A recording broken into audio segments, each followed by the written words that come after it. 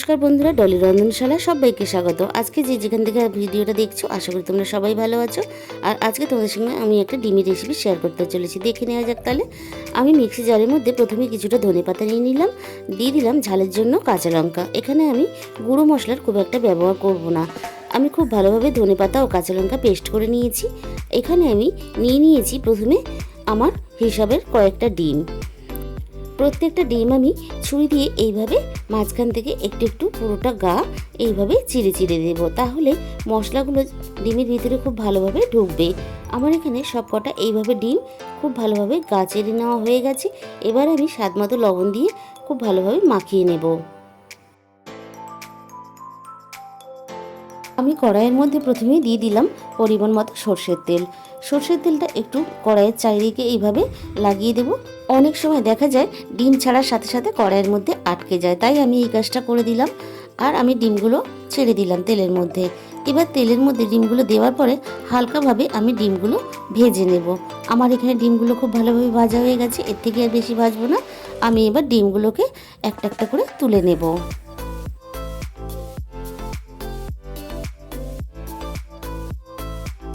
আমি এখানে সব কটা ডিম খুব ভালোভাবে ভেজে তুলে নিলাম।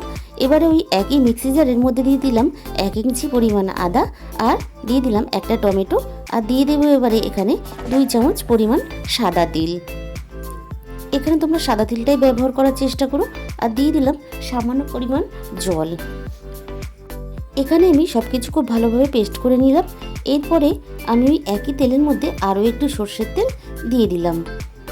প্রথমে আমি তেলের মধ্যে দিয়ে দিলাম দুটো মাঝারি সাইজের পেঁয়াজকে কুচি করে। এরপর আমি এখানে নেড়ে চেড়ে পেঁয়াজটা একটু নরম করে নেব। আমি কিন্তু এখানে পেঁয়াজটা খুব বেশি লাল লাল করে ভাজবো না। পেঁয়াজটা আমি এর থেকে আর বেশি ভাজবো না, আমার খুব ভালোভাবে ভাজা হয়ে গেছে। এবারে এর মধ্যে আমি দিয়ে দিলাম রসুন বাটা, আর দিয়ে দিলাম স্বাদ মতো লবণ। লবণ দেওয়ার পরে আমি পেঁয়াজ রসুনটা আরও মিনিট 2-3 এইভাবে ভেজে নেব। এরপর আমি এখানে দিয়ে দিলাম আগে থেকে যে টমেটো আদা পেস্ট বানিয়ে রেখেছিলাম। এবার সব কিছু খুব ভালোভাবে আমি কষিয়ে নেব।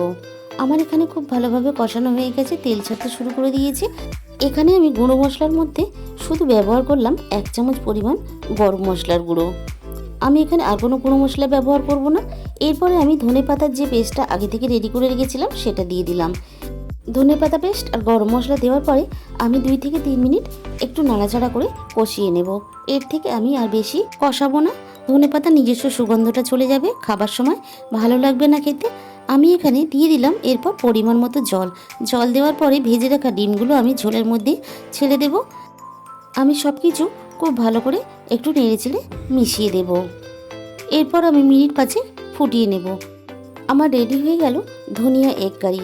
আজকের যদি রেসিপিটা তোমাদের ভালো লেগে থাকে অবশ্যই ভিডিওতে একটা লাইক করো ও প্রচুর শেয়ার করো। আর যে সমস্ত নতুন বন্ধুরা আমার চ্যানেলে এসেছো তাদের কাছে আমার অনুরোধ রইল আমার চ্যানেলটাকে সাবস্ক্রাইব করে পাশে থাকার জন্য। তাহলে আজকে এ পর্যন্ত দেখা হবে অন্য কোনো রেসিপির সাথে।